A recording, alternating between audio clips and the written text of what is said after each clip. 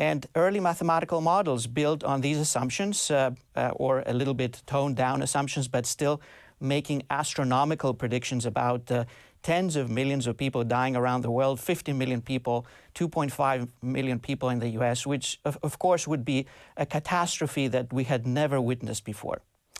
However, that's not true. It is completely off. It is just an astronomical error.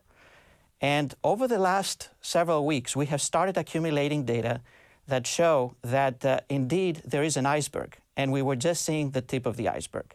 There's far more people who are infected with this virus. The vast majority of them don't even realize that they have been infected. They are asymptomatic, they have no symptoms, or they have very mild symptoms that they would not even bother to do anything about. The best data that we have now suggests that it's not 1 out of 30 or 1 out of 100 people who get infected who will die. It's probably in the range of 1 in 1,000. And we also know that there are some types of people who are at much higher risk than others.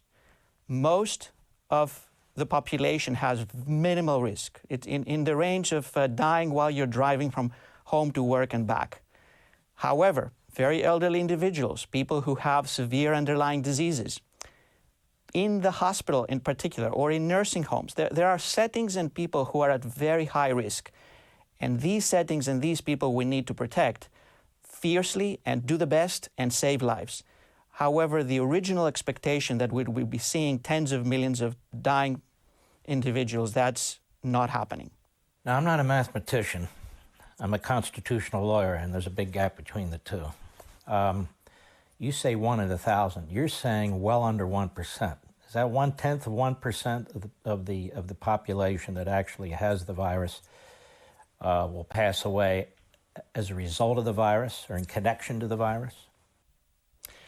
So this is also an open question, because for the data that we have a little bit more mature and detailed information, like Italy, that has already gone through the peak of their epidemic wave, we realize that 99% of people who die with this virus have other reasons as well to die. On average, they have close to 3 other reasons to die.